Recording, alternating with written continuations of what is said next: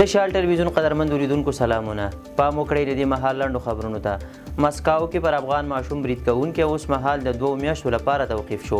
د ټاس خبري اژانس راپور له مخې د مسکاو یوې محکمې 30 کلن بیلاروسی ولادیمیر ویټکاف چې په مسکاو کې د 2 کلن افغان ماشوم د وژلو هڅه کړې وه د 2 میاشتو لپاره توقیف کړی، خو ښایي تر 15 کلونو پر زندان محکوم شي. د راپور له مخې نوموړی چې پخوا د رواني ناروغۍ له امله د رواني ناروغیو له ډاکټر سره ثبت شوی و، ټاکل شوي چې رواني قضایي معاینې ته واستول شي. راپور کې راغلي چې تورن کس په خپله ګناه نه پوهیږي، پښیماني نه څرګندوي، ګډوډ ځوابونه وایي، خو د ټپي شوي ماشوم لپاره یې د روغتیا هیله کړې ده. دا په داسې حال کې ده چې مسکاو کې د افغانستان سفارت مستشار حفیظ عبدالله یاسر د ټپي ماشوم د پوښتنې پر مهال د هغه له کورنۍ سره د بهرنیو چارو وزارت له لوري رالیږل شوي نغدي مرستې سربیره د هر اړخیزې همکارۍ ډاډ ورکړی دی. مولوي امیر خان متقي له بیګدلي غوښتي چې افغان کډوال په تدریجي توګه له ایران څخه راوباسي. په کابل کې د ایران سفیر علي رضا بیګدلي د بهرنیو چارو له وزیر مولوي امیر خان متقي سره د 2 اړخیزو مسایلو په ځانګړي توګه د افغان کډوالو د ایستلو په تړاو خبرې کړې دي. د عاید وزارت په وینا مولوي امیر خان متقي په دې کتنه کې د ګرمۍ په دې سخته څپه کې له ایران څخه په ډله ایزه توګه د افغان کډوالو پر ایستلو خواشیني وښوده او ټینګار یې وکړ چې دغه موضوع دې له ایراني چارواکو سره شریکه او د ښه ګاونډیتوب له مخې باید د کډوالو راستنولو ته یو میکانیزم جوړ شي. ورته مهال د ایران سفیر ډاډ ورکړ چې د کډوالو موضوع به له خپل دولت سره شریکه کړي او د ستونزو د حل برخه کې به یې جدي اقدام ترسره کړي. دا په داسې حال کې ده چې له تېرو 3 ورځو راهیسې له ایران څخه د افغان کډوالو د ایستلو لړۍ خورا چټکه شوې ده. مجاهد په افغانستان کې د ترهګرو ډلو شتون په تړاو د امریکا ادعا رد کړه. د طالبانو حکومت ویان ذبیح الله مجاهد د امریکا د استازو جرګې هغه ادعا په کلکه رد کړې چې ګواکې په افغانستان کې بهرني ترهګر موجود دي او له دغه هیواده کوم خطر متوجه دی. هغه په یو خبرپاڼې کې ویلي افغانستان یو واحد او قوي حکومت لري چې په ټوله جغرافیه بشپړ واک او کنټرول لري او هیڅ چاته اجازه نه ورکوي چې د افغانستان خاوره د چا پر خلاف وکاروي. تر دې مخکې د امریکا د استازو جرګې د بهرنیو اړیکو د فرعي کمیټې مشر ادعا کړې وه چې له افغانستانه د امریکایي ځواکونو له وتلو وروسته دغه هیواد یو ځل بیا د ترهګرو ډلو خوندي ځای ګرځېدلی دی چې اوس د خپل ځواک او وړتیاو په زیاتولو سره غواړي په سیمه ییزه او نړیواله کچه بریدونه ترسره کړي. بیل هایزینګ زیاته کړې وه چې د داعش خراسان او تحریک طالبان پاکستان په څېر ډلو له لوري ګواښونه د ثبت شوي تاریخ تر ټولو لوړ حد ته رسېدلي دي. یوناما ویلي چې روان کال کې 1 میلیون افغانان هیواد ته راګرځېدلي او لاسنیوي ته اړتیا لري. افغانستان کې د ملګرو ملتونو سیاسي استازوالی یا یوناما ویلي په روان 2025 کال کې له 1 میلیون زیات افغانان هیواد ته راستانه شوي دي. یوناما په یو راپور کې ویلي دغه افغانان داسې مهال راستانه شوي چې لا د مخه د اقلیمي ستونزو او محدودو بنسټیزو خدمتونو له امله تر فشار لاندې دي. راپور کې ویل شوي چې افغانستان له اقلیمي بدلونونو او بېوزلۍ سره مخ دی او ډېری راستنېدونکي سرپانه او ملاتړ نه لري.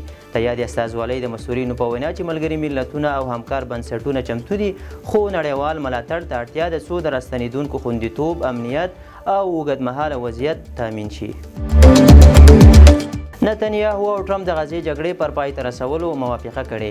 د اسرائیل هیوم ورځپاڼې راپور له مخې د ایران پر تأسیساتو د امریکا له برید وروسته د اسرائیل صدر اعظم بنیامین نتنیاهو او د امریکا ولسمشر ډونالډ ټرمپ موافقه وکړه چې په غزه کې جګړه ژر تر ژره پای ته ورسیږي او د ابراهیم تړونونه پراختیا ومومي. راپور کې راغلي ټرمپ او نتنیاهو په یوې ټلیفوني اړیکه کې هوکړه کړې ده چې په غزه کې جګړه د 2 اونیو په ترڅ کې پای ته ورسیږي. د دغې طرحې له مخې به 4 عربي هیوادونه چې په هغوی کې عربي متحده امارات او مصر شاملیږي د حماس پر ځای د غزې تړانګې اداره پر غاړه واخلي. د حماس د ډلې مشرتابه به تبعید او ټول یرغمل به آزاد کړل شي. حماس تر دې دمه په دې تړاو څه نه دي ویلي، خو څو ځل وړاندې د جلاوطنۍ اړوند غوښتنې رد کړي دي. امریکا په یوه طرحه کار کوي چې ایران د خبرو میز ته راولي. CNN راپور ورکړی چې د ټرمپ اداره د ایران د ملکي اتومي پروګرام لپاره د 10 میلیارډ ډالرو د مرستې برابرولو، د بندیزونو د کمولو، د ایران د کنګل شویو شتمنیو د آزادولو لپاره د یوې طرحې په اړه غور کوي تر څو تهران بیرته د خبرو میز ته راولي. د سرچینې په وینا امریکا او د منځني ختیځ متحدینو یې په تیرو 2 اونیو کې د ایران او اسرائیل د بریدونو په جریان کې هم له ایراني چارواکو سره د پردې تر شا خبرې کړي دي او دا خبرې د دواړو هیوادونو ترمنځ د اوربند له موافقې راهیسې دوام لري. دا په داسې حال کې ده چې د ایران بهرنیو چارو وزیر عباس عراقچي ویلي چې تهران په راتلونکې اونۍ کې له امریکایي چارواکو سره د لیدو کوم پلان نه لري. عراق چې ویلي چې له امریکا سره اوس مهال له خبرو کوم پلان نه لري. د ایران بهرنیو چارو وزیر عباس عراقچي د پنجشنبې په ورځ له دولتي تلویزیون سره په یو مرکه کې ویلي چې تهران په راتلونکې اونۍ کې له امریکایي چارواکو سره د لیدو کوم پلان نه لري. هغه زیاتوي چې ایران دا موضوع ارزوي چې آیا له امریکا سره به خبرې د هیواد د ملي ګټو پر بنسټ وي او که نه. د نوموړي په وینا تر دې مخکې د ایران او امریکا ترمنځ 15 پړاوه خبرې ترسره شوې وې، خو دغه خبرې وروسته له هغې نیمګړې پاتې شوې چې د امریکا او اسرائیلو لخوا د ایران پر اتومي تاسیساتو ګډ بریدونه وشول. دا په داسې حال کې ده چې د امریکا ولسمشر ډونالډ ټرمپ په هالینډ کې د ناټو سرمشري په څنډه کې اعلان کړی چې د واشنګټن او تهران اتومي مذاکرات راتلونکې اونۍ پیلیږي او د یوې هوکړې امکان هم شته.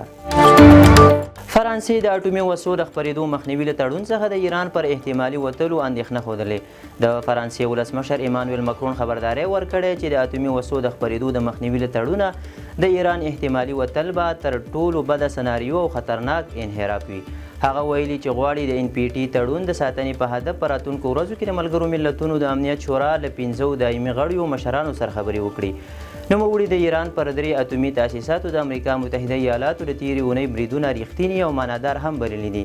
که څه هم ایران پریکړه نه ده کړې چې د اتومي وسلو د خپرېدو د مخنیوي له نړیوال تړون وځي که نه، خو تیره اونۍ پارلمان د اتومي انرژۍ نړیوالې ادارې سره د همکارۍ ځنډولو لایحه تصویب کړه. اروپایي ټولنه غواړي د روسیې پر ضد بندیزونه 6 میاشتې نور هم وغځوي. د اروپایي ټولنې یوه چارواکي د جون په 26مه تایید کړي چې د روسیې پر ضد به اوسني بندیزونه 6 میاشتې نور هم وغځوي. اروپایي ټولنه هر کال 2 ځل د جنورۍ او جولای په میاشتو کې د روسیې پر ضد اقتصادي بندیزونه تمدیدوي. دا بندیزونه د سوداګرۍ، مالي چارو، ټکنالوژۍ، انرژۍ، ترانسپورت او نورو برخو پراخ محدودیتونه رانغاړي. دغه پریکړه له هغې وروسته وشوه چې اندېښنه وه ممکن هنګري چې د روسیې نږدې متحد ګڼل کیږي د بندیزونو د غځولو مخالفت وکړي. د اروپایي ټولنې بندیزونه له 2014 کال راهیسې د کریمیا نیولو او د دونباس جګړې له امله پیل شوي، خو له 2022 کال وروسته چې روسیې پر اوکراین یرغل وکړ له بندیزونه څو چنده پراخ شوي دي. چین کې یو محصل د مچۍ په بڼه یو جاسوسي ډرون جوړ کړی چې له موبایل څخه کنټرولېږي. د چین دولتي تلویزیون راپور له مخې دغه ډرون هونان ولایت کې د دفاعي ټکنالوژۍ ملي پوهنتون یو محصل لخوا جوړ شوی چې د حساسو سینسرونو په درلودلو ترې خفیه نظامي عملیاتو کې ګټه اخیستل کیږي او د موبایل له لارې کنټرولېږي. راپور کې همداراز راغلي چې دغه ډرون د اصلي حشراتو په څیر الوت، غوټه وهنه او پر یو ځای ځوړند پاتې کیدلی شي چې دا ځانګړتیاوې د پټو، مؤثره او دقیقو عملیاتو لپاره خورا ارزښتناک ګرځوي. د شاه ټلویزیون قدرمندو لیدونکو دا او د دې مهال لړ او مهم خبرونه تر بیا ښه وخت.